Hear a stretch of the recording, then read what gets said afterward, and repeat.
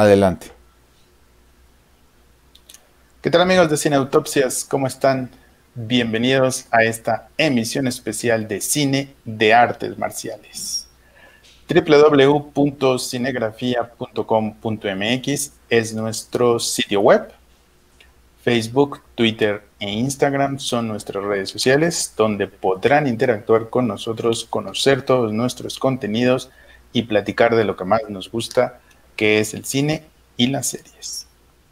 En esta ocasión estamos muy contentos porque estamos, bueno, no necesariamente inaugurando, pero sí aprovechando una fecha muy importante dentro de la cultura pop para incluir a algunos amigos quienes se acercaron a nosotros y nos dijeron, oigan, fíjense que Bruce Lee estaría por cumplir 80 años el pasado 27 de noviembre.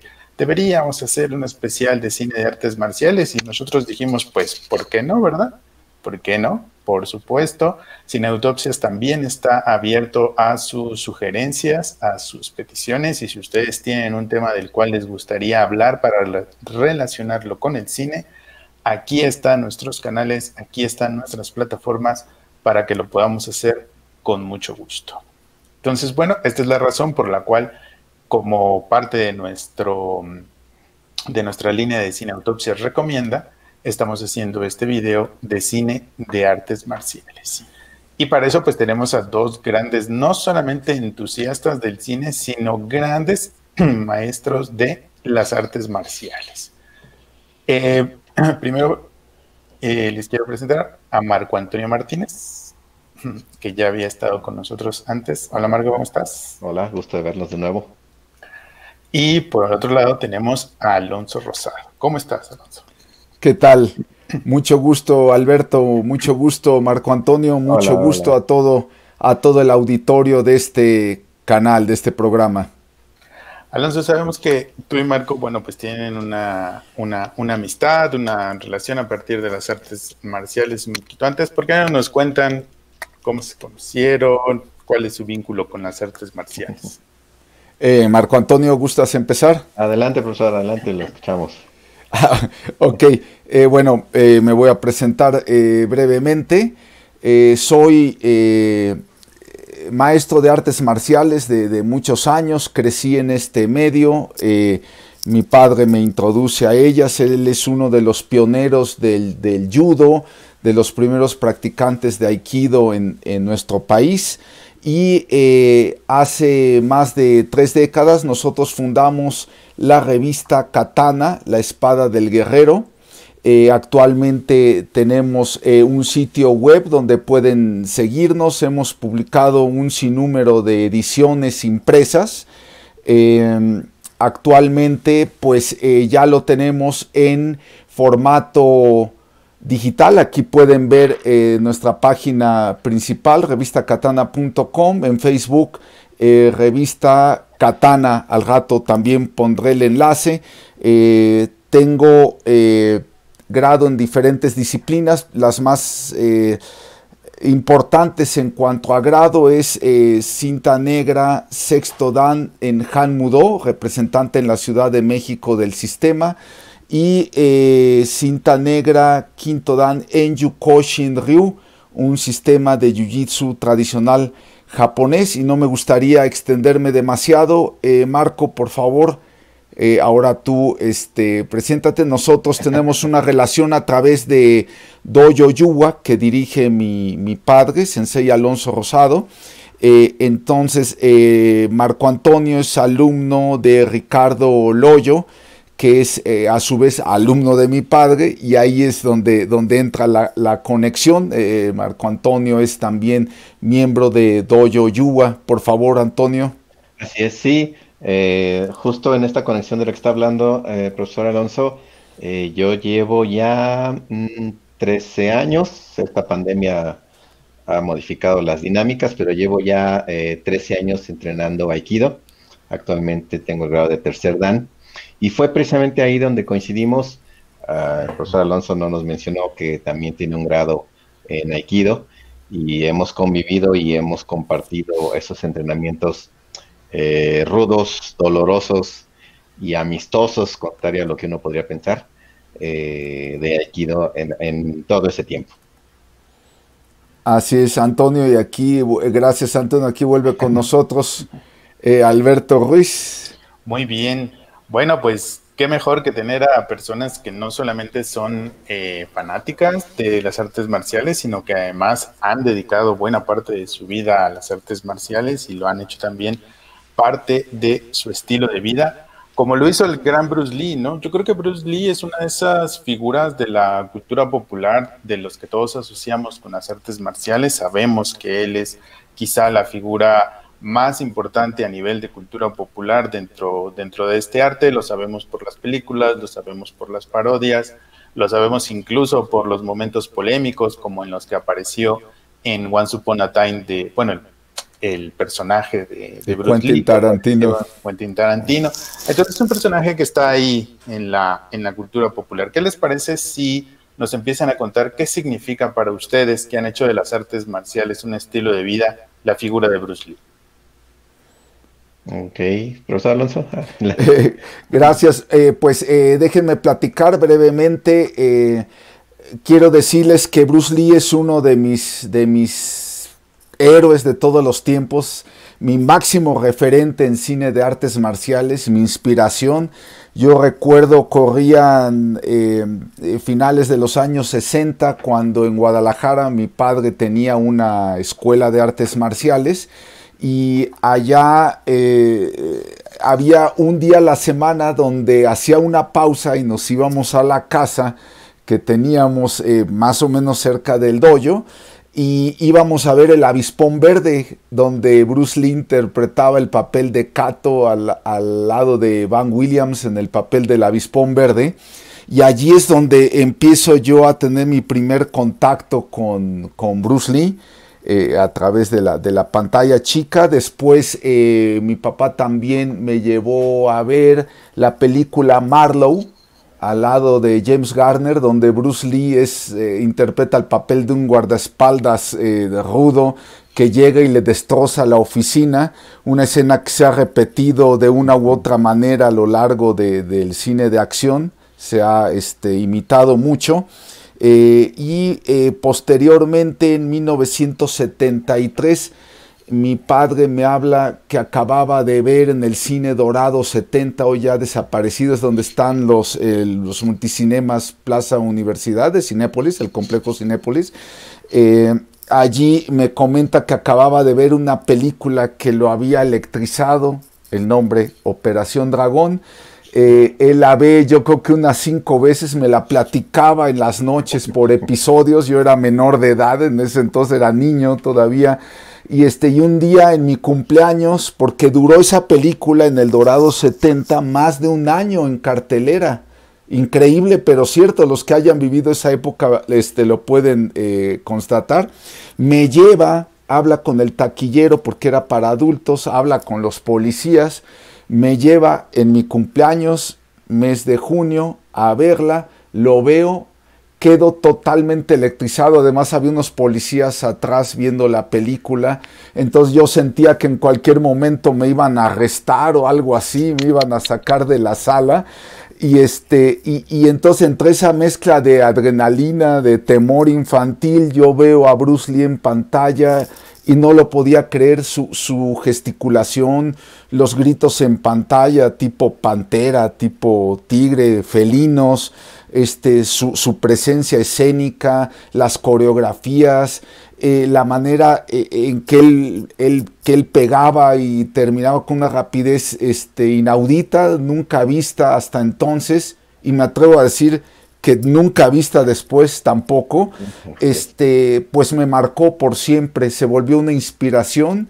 Y andando el tiempo, pues yo también incursiono en el cine de acción, concretamente, no de artes marciales. Hay una película en concreto donde sí participé en una temática de artes marciales como coreógrafo.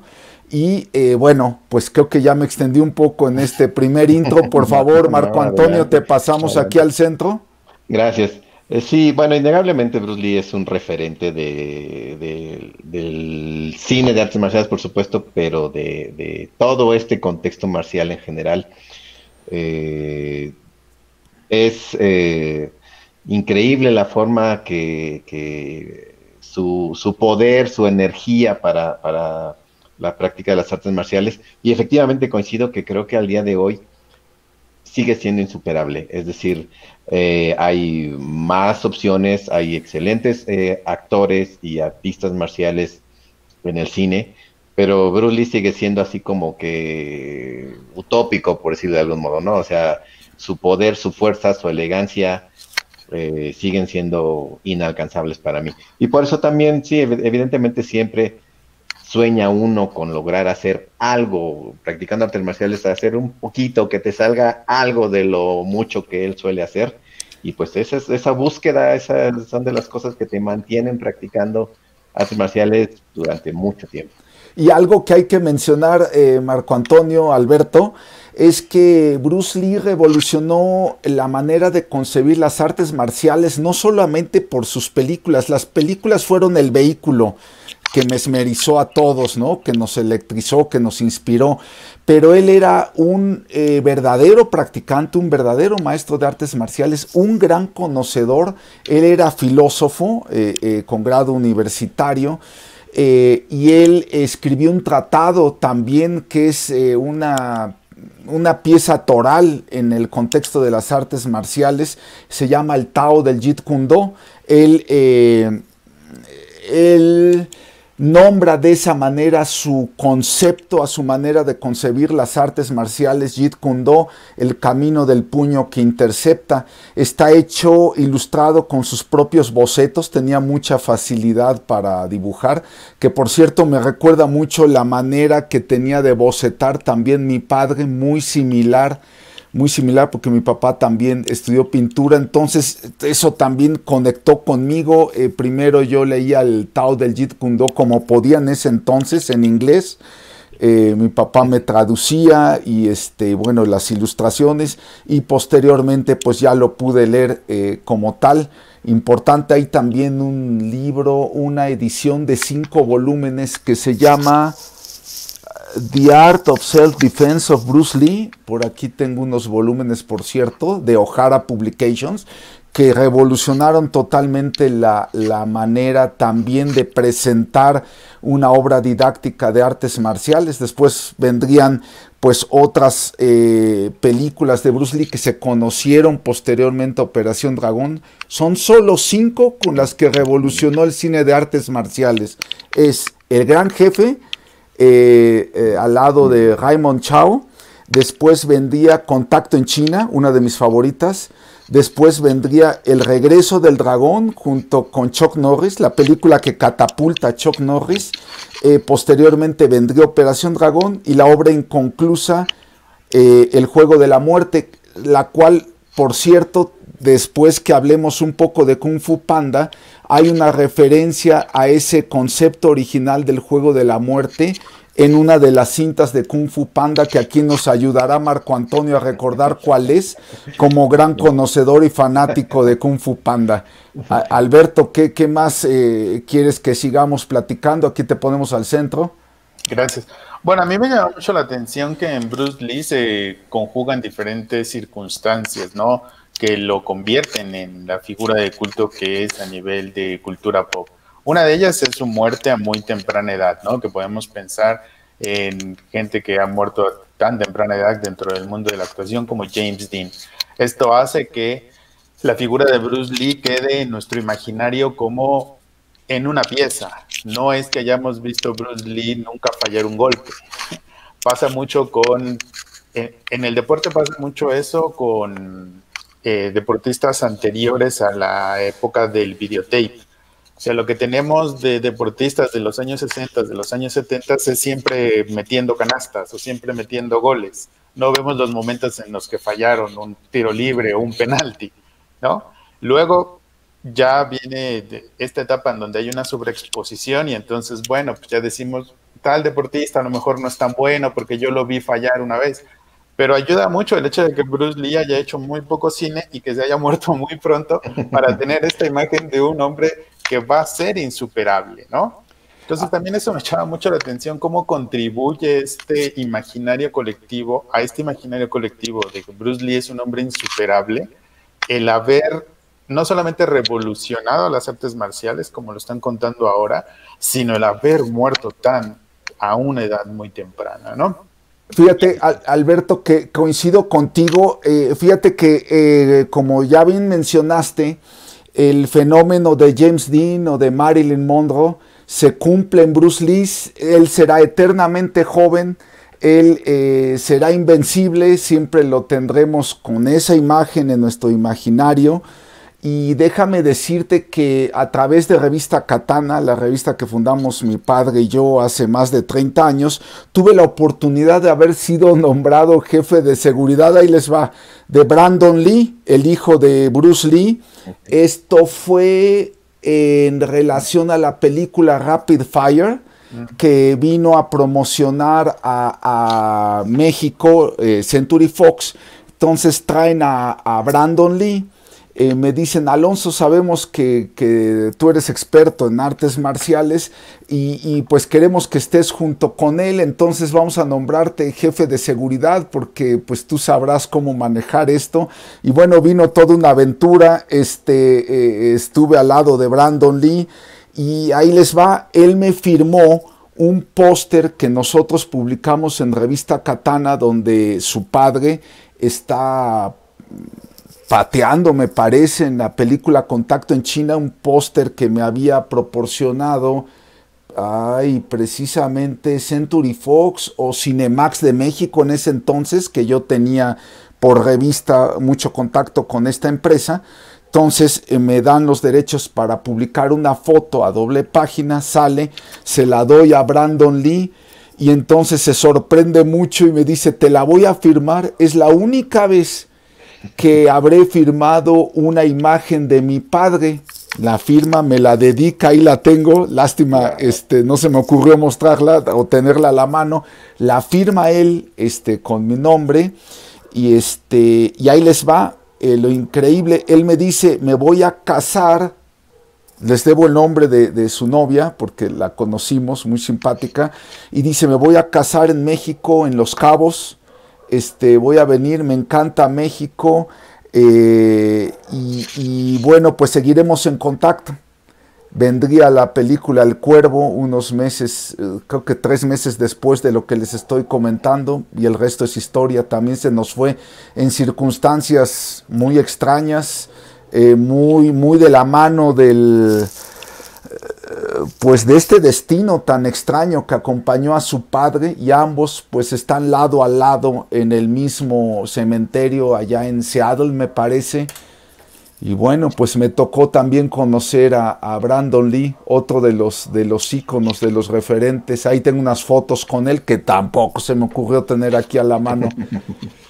Qué buena referencia. En ese sentido, repitiendo esto de que Bruce Lee se murió joven y que nunca se equivocó, creo que esa fue justo la intención de Tarantino en esta película de Érase una vez en Hollywood. Es decir, ganarle a Bruce Lee, ¿no? El personaje de Brad Pitt, no recuerdo cómo se llama, sí logra vencerlo, lo separan, pues no trasciende, no es muy grande la batalla, pero ahí también Tarantino refleja lo que de algún modo muchos quisiéramos, ¿no? O sea, logré golpearlo, ¿no? Logré lastimar. Bueno, pues Tarantino nos hace el sueño realidad por un momento. Oye, y además, Alberto, Marco Antonio, no sé qué opinen ustedes, pero a mí me pareció excelente la caracterización que logran en Once Upon a Time en Hollywood. Bruce Lee realmente se siente que está ahí, su manera de gesticular, su tono al hablar, sus ademanes, lo repito, están muy bien retratados. Se ve que bucearon realmente en la personalidad de Bruce Lee. Ahí lo mencionan junto a Sharon Tate. Es cierto, él fue instructor de Sharon Tate. Hay una película inclusive en la que él ayudó a coreografiar movimientos de Sharon Tate.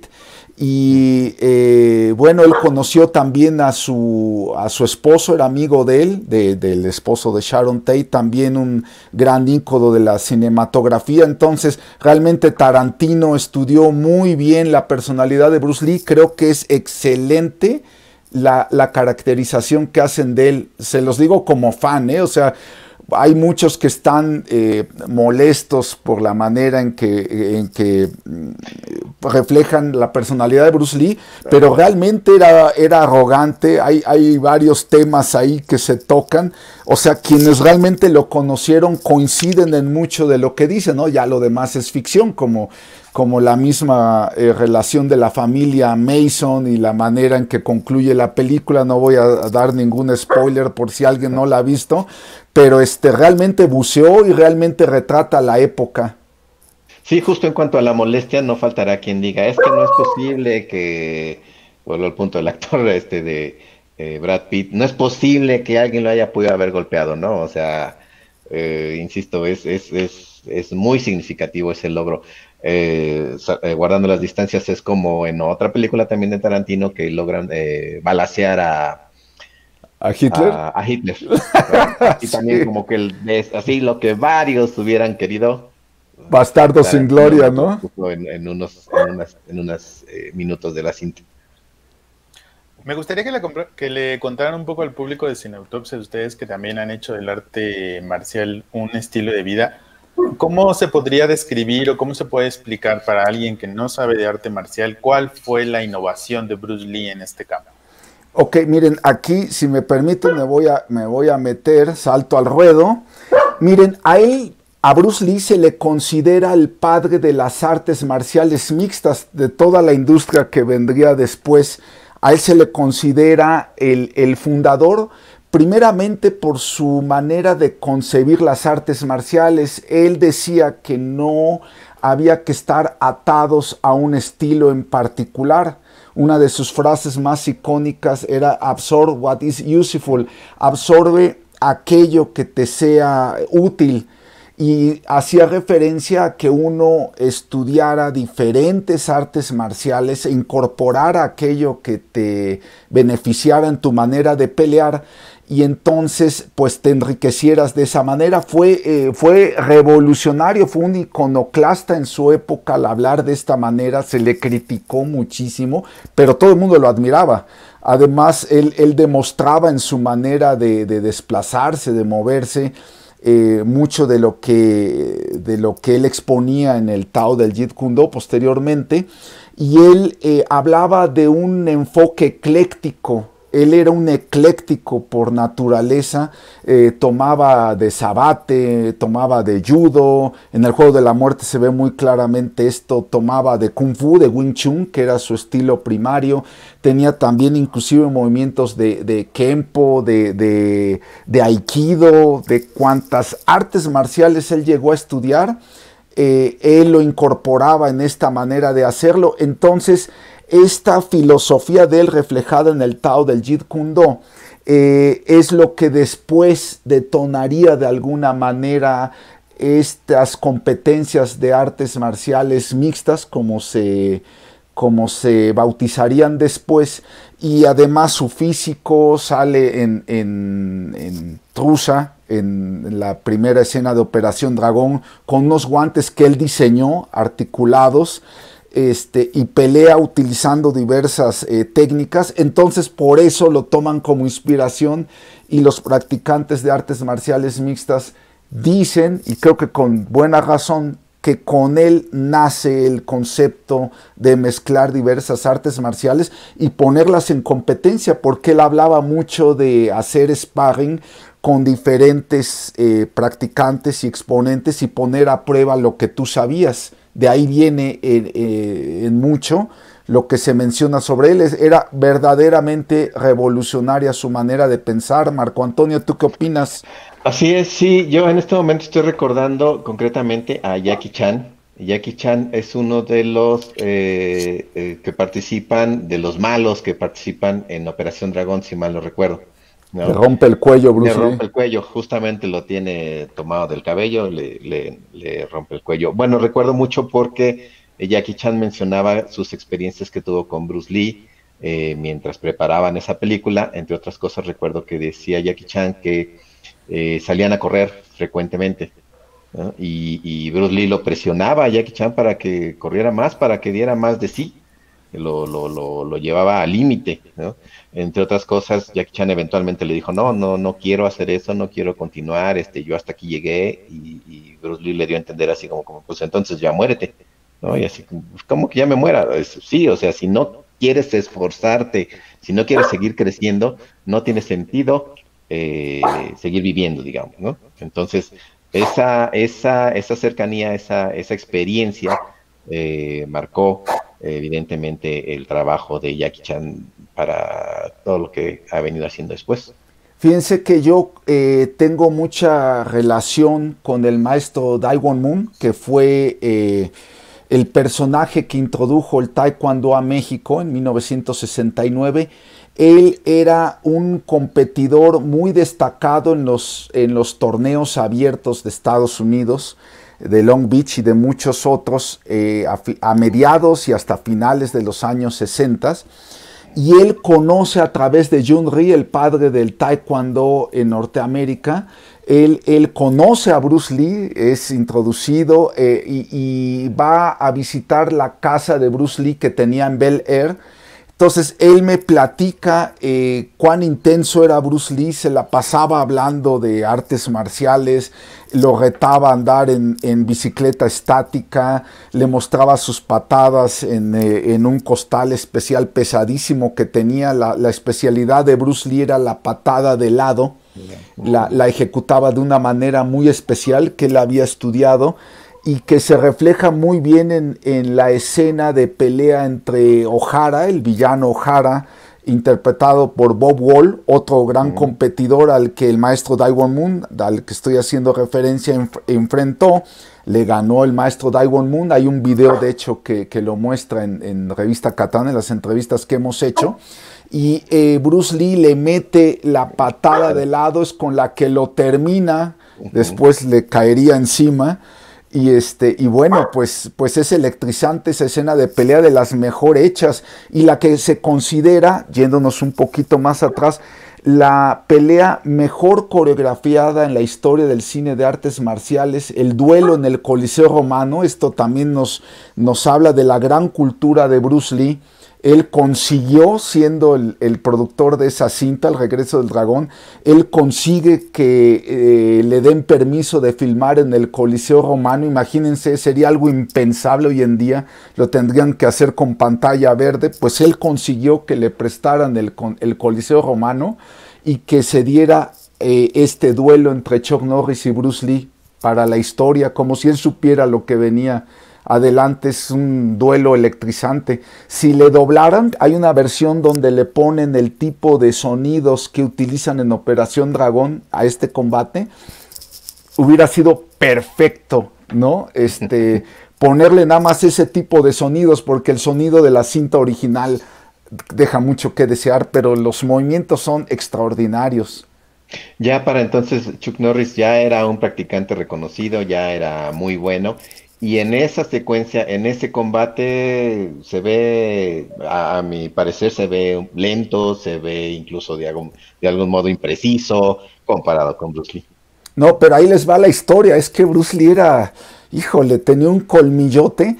Chuck Norris era conocido en ese entonces como el máximo competidor en los circuitos de competencia. Estoy hablando nuevamente finales de los años 60. Todavía arrastraba toda esta fama Chuck Norris porque era extraordinario.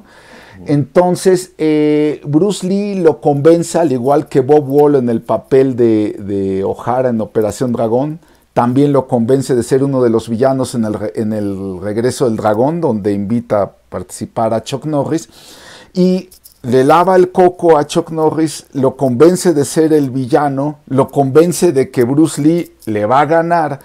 Y le dice, ahí les va, le dice que se necesita para la pantalla que tuviera más volumen. Entonces lo puso casi un mes a comer pasta y helado a Chuck Norris con el pretexto de que se viera más fuerte. Pues sí, lo que logró es que se viera más lento, que se viera pues no con definición, y pues Bruce Lee iba a contrastar muchísimo. Era muy inteligente Bruce Lee. Todo estuvo estudiado cuando le arranca el pelo, o sea, contrastando con su apariencia lampiña, totalmente pulida. Todo estuvo pensado, ¿no? Pero en una confrontación real, no sé, hubiera sido muy interesante verlos a ambos en acción. Chuck Norris siempre ha dicho que él enseñó las patadas altas, concretamente la Hepcho, la patada de 360 grados, y la patada de gancho. Es debatible. El que sí creo que le enseñó a Bruce Lee esto fue Jun Rhee, un amigo muy cercano, el padre del Taekwondo en Estados Unidos, el que crea la línea de productos de protección para artes marciales llamadas Macho. Él sí creo que le haya enseñado a Bruce Lee mucho del pateo, pero él siempre fue muy discreto, admirador siempre de Bruce Lee. Pero Chuck Norris siempre ha mantenido que le enseñó a patear alto, no sé, pero sí había una gran amistad y una rivalidad entre ellos. Y sí, Bruce Lee luce muy superior a Chuck Norris en El Regreso del Dragón. Sus movimientos, su manera felina de desplazarse, bueno, no hay ni punto de comparación. A Chuck Norris hasta la fecha le da pesadillas hablar de Bruce Lee en ese duelo, a pesar de que gracias a esa película, pues el estrellato de Chuck Norris quedaría marcado, otro gran exponente y verdadero maestro de las artes marciales. Pero ya hablaremos de él si Alberto Ruiz desea. Otro ícono de los años 80, Bruce Lee, Chuck Norris. Chuck Norris, claro, de las películas de acción.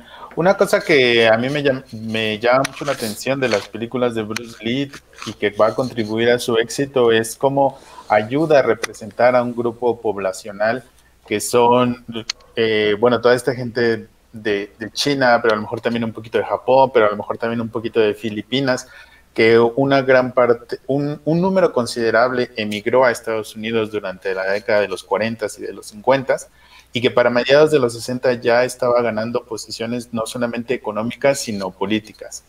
Entonces, las películas de Bruce Lee vienen a representar, sí, un tema, bueno, no, más bien, una perspectiva novedosa sobre temas más o menos clásicos dentro del cine, pero también vienen a representar a este grupo poblacional que no había estado representado en las películas de Hollywood.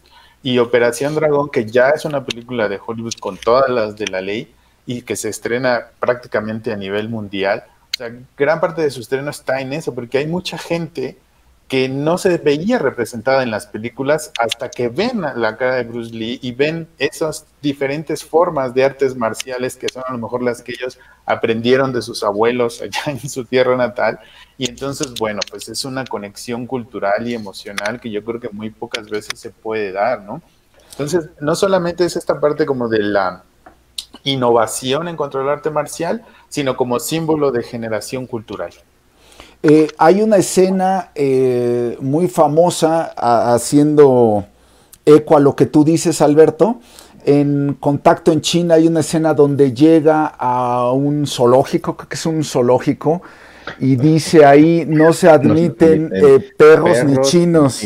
Entonces Bruce Lee lo patea. O sea, el haber retado él esa referencia racial, esa competencia de dominio que existía entre Japón y China, porque históricamente Japón había dominado a China, fue revolucionario. Se cuenta que toda la gente que vio esa escena en el cine se paró en China, en Hong Kong, y pateaba y gritaba, etcétera, etcétera. Y posteriormente en esa misma cinta llega con un manuscrito donde se dice los chinos son los hombres enfermos de Asia, y lo rompe y golpea a puros practicantes de artes marciales japoneses que no eran tales, eran chinos personificando japoneses, muy mal, por cierto, pero él los patea con uniformes de karate y el jefe de ese dojo era judoka, entonces los golpea, pues hijo, fue una revolución. Y Bruce Lee de hecho había enfrentado en mucho el racismo en Norteamérica, todavía muy latente. Él fue el que crea la base argumental de la serie de televisión Kung Fu y de otra película que él tenía también pensada, que era La flauta silenciosa. Él se la presenta a los ejecutivos de Warner Brothers y entonces ellos dicen, hay una escena muy famosa que se ha repetido miles de veces en el anecdotario de las artes marciales y del cine, donde le dicen, está excelente tu argumento para la serie de televisión Kung Fu, porque ahí también se hace patente la cultura de Bruce Lee. Él habla en la serie de televisión de un monje Shaolin que tiene que huir de la orden porque defendiendo a su maestro ciego, el maestro Po, de los abusos del sobrino del emperador, al defenderlo termina atravesando con una lanza al sobrino del emperador, tiene que huir de China, tiene que huir de la orden monástica de Shaolin y llega a Norteamérica como inmigrante oculto, y entonces tiene que introducirse trabajando entre los coolies, que históricamente es cierto, en el lejano oeste, pues ellos son los que montan todas las vías de ferrocarril de los trenes en Norteamérica. Entonces toda la mano de obra era china, básicamente, puras minorías eran chinos y negros, pero además de la gente de raza negra, pues estaban los coolies. Entonces llega Kwai Chang Caine, su personaje, a trabajar ahí empieza toda la saga de Kung Fu. Entonces les presenta esta historia a los ejecutivos de Warner Bros., les encanta, pero le dicen nada más que eres demasiado chino para el papel, y entonces contratan a David Carradine y el resto es historia, ¿no? Entonces Bruce Lee en realidad había enfrentado la discriminación racial, entonces pues lo traía muy en piel, y entonces pues eso se hace patente en Contacto en China. Y posteriormente, cuando por fin le dan la oportunidad a Bruce Lee en un papel estelar, en una película sí hollywoodense, en todos los estándares, pero de muy bajo presupuesto, porque costó nada más $500,000, la mayor parte de los cuales se utilizaron para la banda sonora magistral a cargo de Lalo Schifrin. Sí, eso fue lo que más me gustó de la película. Y en efectos de sonido, y en tener a un director norteamericano, Bob Close, bueno, fue la mejor inversión de su vida, porque crean una película de culto, y bueno, lo demás es historia, ¿no? Pero él en realidad había enfrentado la discriminación racial en Norteamérica. Él era admirador de Mohamed Ali, otro gran ícono del deporte, que en los hechos enfrentó también toda esta discriminación. Entonces, mucha de la personalidad extrovertida, expansiva de Bruce Lee también hace referencia a Mohamed Ali, era uno de sus referentes. Si se fijan, mucha de esa manera de hablar tan expansiva lo recuerda, y Bruce Lee pues era muy inteligente. Sí, a mí me llamó la atención leyendo, bueno, pues lo que pude en estos días acerca de Bruce Lee. Creo que también se vio a sí mismo como alguien que iba muy a contracorriente en el mundo en el que estaba, no solamente de Hollywood, sino de las artes marciales. Siento que Bruce Lee fue una persona que en algún punto de su vida se vio atrapado dentro de esta red como del entretenimiento, del negocio, y que hubo mucha gente a su alrededor que le decía, no, vamos a poner más escuelas de karate y vamos a hacerlo a nivel nacional, y ahora tenemos que hacer estas historias y estas películas. Y él como que de alguna manera también luchó por mantener la esencia como de su ideología, de su filosofía sobre las artes marciales, ¿no? Como de no venderse, en una palabra, al Hollywood fácil, y decir, no, yo primero tengo que mostrar lo que para mí son las artes marciales, lo que hay detrás, la preparación, la espiritualidad, y luego a ver si gano dinero. No sé si más o menos tengan ustedes esa misma percepción, que también se tuvo que enfrentar a este sistema, ¿no? Claro que sí, Marco Antonio. Sí, no, adelante, sí. No, Marco Antonio, ¿algo que quieras comentar sobre eso? Yo estoy recordando también la escena con Karim Abdul-Jabbar en el Duelo de la Muerte. ¿Cuál es la película? Donde se El Juego de pelea la Muerte, donde Juego de la Muerte, pelea ¿no? el Con basquetbolista Karim. Sí, que era su alumno en la vida real. eso es lo que en este momento me intriga. ¿Qué relación tenían? No, yo no la conozco. Karim era alumno de Bruce Lee, él daba clases privadas en su escuela, él tenía entre sus alumnos a Stirling Silliphant, que era escritor, era guionista de Hollywood, a quien le presenta el argumento de la flauta silenciosa y que posteriormente sí completaría, ya que Bruce Lee era un ícono, ya que era famosísimo después de su muerte. También tenía como alumno a Steve McQueen, también tenía como alumno a James Coburn. Bueno, Steve McQueen, otra vaca sagrada, otro monstruo sagrado, iba a decir vaca sagrada, otro monstruo sagrado del cine. Lo recordamos en la película El Gran Escape, Las 24 Horas de Le Mans, Bullet, entre muchas otras. Un extraordinario actor. Y bueno, Bruce Lee intentó entrar a través de ellos al cine, pero se dicen muchas cosas, de alguna manera tampoco creían en él como actor. Es cuando se va a China después de haber interpretado el personaje de Kato en El Avispón Verde, donde se da cuenta que en Hong Kong era un dios, era un ícono, y ahí es donde realmente se le abren las puertas. El consejo se dice que se lo da a Steve McQueen, dicho por la esposa de Bruce Lee, Linda Lee Cadwell. Steve McQueen le dijo, mira, va a estar muy difícil que lo hagas aquí en Hollywood. O sea, ninguno de ellos en realidad lo impulsó para entrar, sí para papeles menores. Quien lo había dado a conocer a los productores de la serie televisiva de Batman había sido el maestro Ed Parker. Él lo introduce a los productores de la serie del Avispón Verde.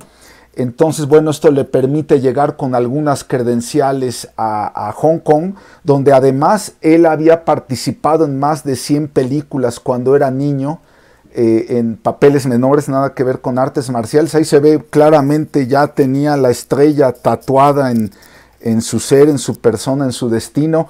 Llega a Hong Kong, pues también esto nos habla de que tenía mucha experiencia actoral. Y le ofrecen la película El Gran Jefe, le dieron cualquier cosa, pero para el estándar norteamericano era mucho. Y cuando regresa ya con esas películas producidas a Hollywood, le dicen, oye, no, pues creo que nos equivocamos, vamos a ofrecerle una película. Y esto fue Operación Dragón. La siguiente película, que en realidad eran coproducciones, porque era coproducción entre Warner Brothers y Golden Harvest, que dirigía Raymond Chow.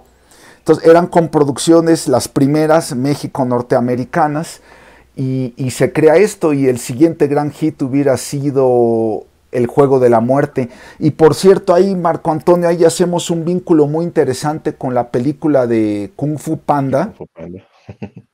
Sí, adelante. Aquí ya me salí, porque en el argumento original del Juego de la Muerte, Bruce Lee va caminando, va yendo piso por piso hasta llegar al piso, al penthouse, por decirlo así, de una pagoda.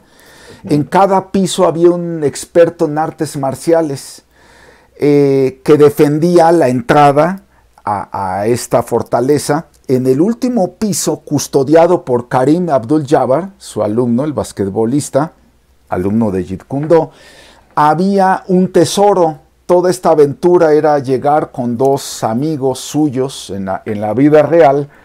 Aquí me salí de foco, permítanme.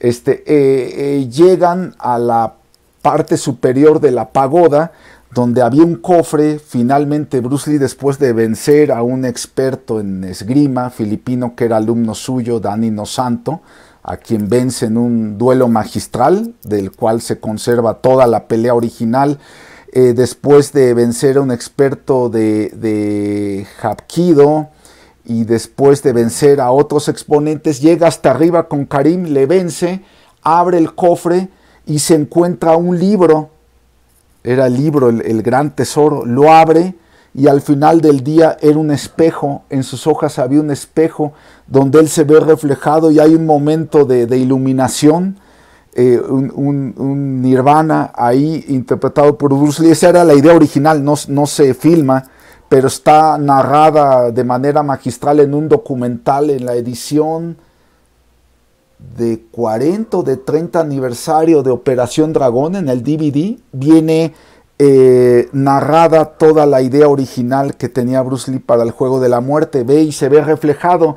Entonces ahí recuérdanos tú, Marco, hay una escena en Kung Fu Panda donde precisamente llega y ve un pergamino que sigue esta misma idea. Entonces la llevaron a cabo entonces en Kung Fu Panda, porque justo la idea es abrir ese pergamino donde en principio Po va a obtener todos los secretos de las artes marciales y lo va a hacer extraordinariamente poderoso, vaya, en ese sentido. Y cuando abre el pergamino, evidentemente es una pieza, digamos, dorada, pues, pero que no tiene nada escrito, ¿no? Y ahí está el enigma, ¿no? ¿Dónde están los secretos? ¿Qué es lo que tengo que... ¿Qué es lo que me está siendo revelado si no viene nada, si viene vacío? Ahí está, pero en ese hoja de oro, dan a entender que es como una especie de hoja de oro en el pergamino en Kung Fu Panda, él se ve reflejado y se da cuenta que el secreto residía en sí mismo. Exactamente la misma base argumental de Bruce Lee para el juego de la muerte. Ahí está esa conexión tan interesante. Los que escribieron Kung Fu Panda son verdaderos amantes de las artes marciales. Ahí están presentes las artes originales o los principales sistemas de Shaolin: serpiente, grulla, tigre, mono. Ahí están todos representados, y Kung Fu Panda, pues un animal icónico de China. Es magistral, ese argumento es bellísimo, una filosofía muy, muy profunda la que esconde Kung Fu Panda, donde finalmente él también en la primera cinta, pues encuentra su propio Jeet Kune Do, hubiera dicho Bruce Lee, encuentra su propia manera de interpretar el arte marcial. No podía ser... Mantis es el otro estilo que no mencioné ahorita. Entonces, él no podía ser tan ágil ni tan elusivo como Mantis, como Tigresa, como Mono, como sus compañeros, pero él encuentra lo que le quedaba a él en base a su peso, en base a su complexión. Él desarrolla su propia interpretación del arte marcial y se convierte en el máximo exponente. Es bellísima la línea argumental de Kung Fu Panda, de DreamWorks. Sí, el éxito de Po es la congruencia que logra obtener. Es decir, no tiene que ser como su maestro, no tiene que ser como Tigresa, no tiene que ser, sí, con lo que él es, con sus características, como dice, su complexión, su tamaño, su peso. A partir de la congruencia que descubre es que logra convertirse en el Guerrero Dragón y, bueno, vencer a Tai Lung. Ajá, pero ¿cómo ven esa conexión entre Bruce Lee en el juego de la muerte y Kung Fu Panda? Esa se conoce poco, yo nunca la había escuchado mencionar, pero cuando vi ese pergamino dije, ahí está. Era la idea original de Bruce Lee para el juego de la muerte. El que escribió Kung Fu Panda sabía realmente de lo que hablaba. Y la serie de televisión de Kung Fu Panda también es hermosísima. Cada capítulo es una pequeña lección a ese estilo de no tengo que ser el experto, el maestro, sino fijarse simplemente en los detalles, asimilarlos y aprovecharlos para salir adelante. Hay un capítulo donde uno de los rinocerontes, de estos guardianes del imperiales, trata de vencer a Kung Fu Panda, varios adversarios, y está muy frustrado, y Kung Fu Panda siente compasión por él y le empieza a enseñar artes marciales, y cada vez lo adentra más y más a sus secretos, a lo que él había aprendido, hasta que llega un momento en que él ya no puede enfrentar al guardia, al rinoceronte, porque ya le había indiscriminadamente pasado todo, y el rinoceronte empieza a abusar, hasta que, bueno, obviamente Kung Fu Panda llega a ganarle nuevamente a este rinoceronte, pero tienen mucha filosofía dentro, también los capítulos de la serie de DreamWorks, muy bonita. Así es. Y creo que en general justo reflejan eso, lo que significa ser un practicante de artes marciales comprometido, ¿no? Así es. Eh, Esta búsqueda constante de mejorar, esta adaptación y algo que me parece también fabuloso de Po es que siempre está maravillado por ello. O sea, su emoción cuando comparte combates con los restos de los Cinco Furiosos, con el Maestro Cocodrilo, con todos los personajes siempre se emociona, incluso hasta con los enemigos, digamos, ¿no? Así de, antes de pelear con ellos y de, el Maestro Fulanito. ¡Wow! Y también otro gran referente, la saga de la trilogía, ¿no? Que después fue tetralogía de el Karate Kid, la recordamos y que ahora está muy en boga en la plataforma de Netflix, primeramente YouTube, que creo que fue la mejor serie que pudieron ofrecer antes de darse cuenta que lo suyo no era crear series originales, le venden los derechos a Netflix y pues ahora tendremos a los Cobra Kai, retomando todos estos personajes, toda la mitología del Karate Kid, nuevamente a principios de enero, si no me equivoco, Ajá, con la nueva entrega, la tercera entrega de Cobra Kai, muy interesante también, da para hablar en otro programa.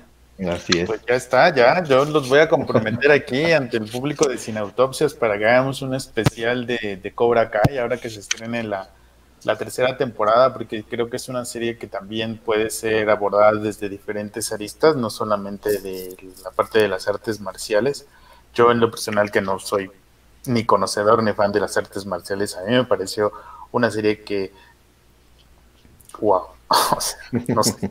Te emociona, sí, ¿no?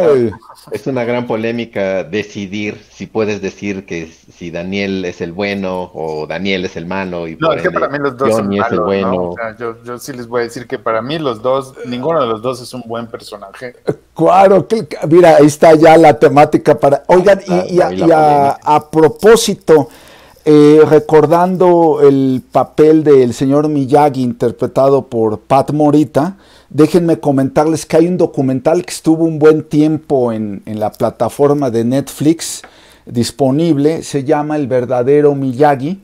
Ahí se retrata cómo Fumio Demura, un maestro, un gran exponente de artes marciales de Okinawa, era el que tenían pensado, porque el escritor del argumento, el escritor de la película, de la cinta, el Karate Kid, era practicante de karate, Goju Ryu. Entonces él rinde un homenaje a este sistema icónico del karate, del sendero de la mano vacía, creando el personaje de Miyagi. Entonces Miyagi pues hace referencia al fundador de la línea de Goju Ryu, Shogun Miyagi, entonces le pone ese nombre a Miyagi y estaba pensado para ser interpretado por Fumio Demura, un extraordinario maestro de artes marciales contemporáneo de Bruce Lee, increíble, pero ¿qué le faltó a Fumio Demura? Yo creo que un poquito de confianza en sí mismo. Él no se creía capaz, era bien parecido, al igual que Bruce Lee, tenía todo para haber sido el Bruce Lee japonés, pero no tenía la extroversión de Bruce Lee, le faltó esa confianza a la cual le sobraba a Bruce Lee.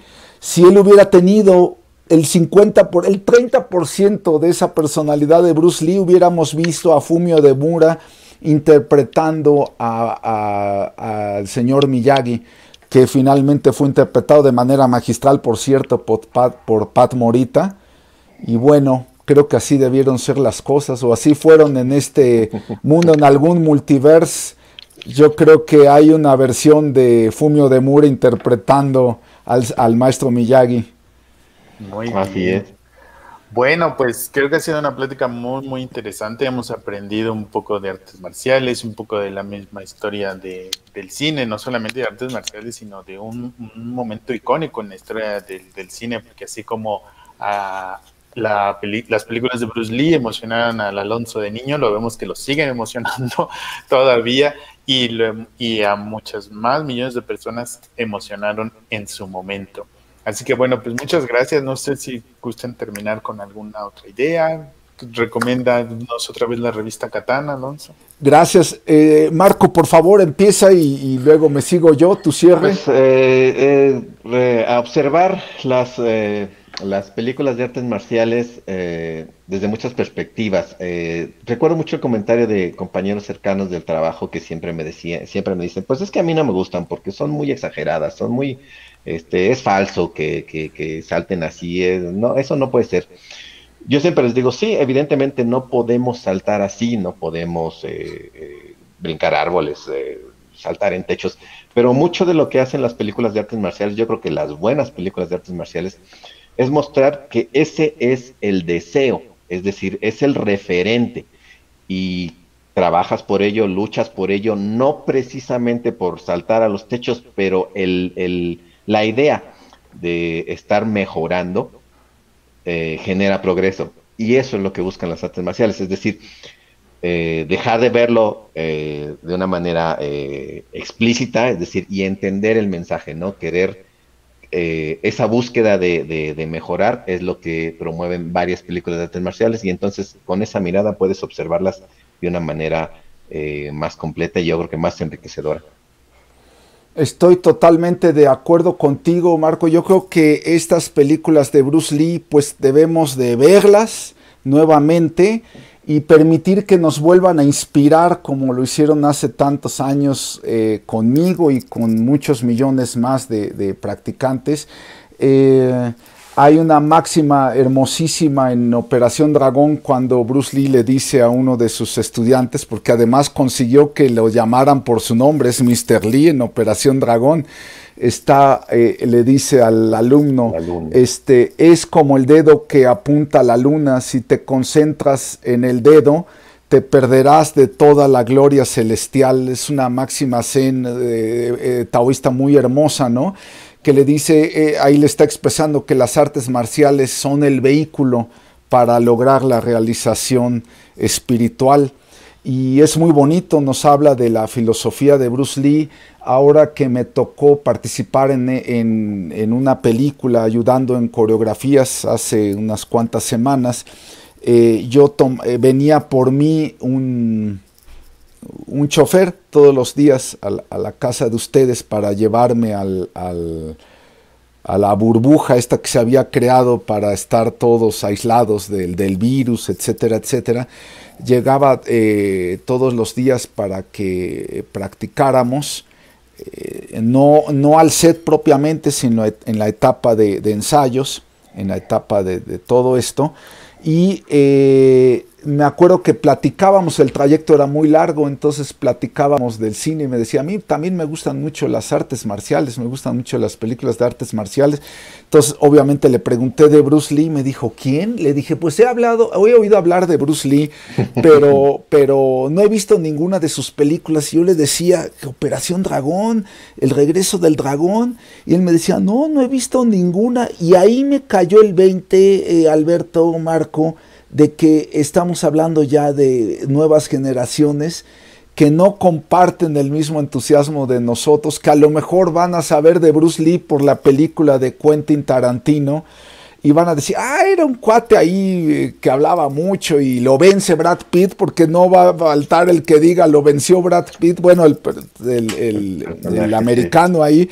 Y se van a llevar una falsa idea. Yo invito a las nuevas generaciones a que vean las cintas de Bruce Lee, empezando por Operación Dragón, que vean lo mucho que aportó al cine de acción, al cine de artes marciales, porque lo lleva a otra dimensión, lo catapulta a otro nivel, y vean pues lo mucho que tuvo Bruce Lee que ver en la cultura popular, como decía Alberto Ruiz. Vemos clones de Bruce Lee en videojuegos famosísimos, por mencionar algunos, Tekken, Street Fighter, muchos otros, Mortal Kombat. Hay clones de Bruce Lee peleando ahí, son idénticos, los gritos, todo. impactó la cultura popular como pocos. Uma Thurman en la película de Kill Bill, pues es un referente al juego de la muerte, porque así aparecía Bruce Lee con este traje de motociclista. Sigue impactando la cultura popular. Entonces, pues dense la oportunidad de conocer un poquito de Bruce Lee, por lo menos en la pantalla. Vean Operación Dragón.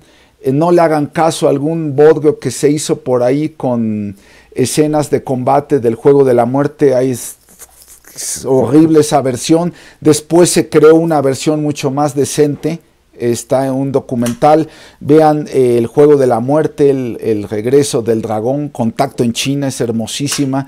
Conozcan a este personaje que mucho tuvo que aportar a la cultura popular, a la cinematografía, que habló por su raza, que habló por las minorías y que pudo expresarse a través del arte marcial, porque el arte marcial es para siempre. Larga vida a las artes marciales. Muchas gracias, Alberto Ruiz. Deseo larga vida también para Sin Autopsias y nos seguiremos viendo. Ojalá no sea la última vez. Ojalá que no, y larga vida al cine también. Larga vida al séptimo arte, ahora sufriendo con la pandemia. Muchas gracias, Marco Antonio, muchas gracias, Alonso, muchas gracias a ustedes por acompañarnos en este especial de cine y artes marciales. Recuerden, Sin Autopsias, podcast de cine, Twitter, Facebook y YouTube y Spotify, y en donde escuchen podcast, ahí estamos. Nos vemos y nos escuchamos en la siguiente autopsia. Nos seguimos viendo muy pronto. Gracias. Hasta siempre. Luego.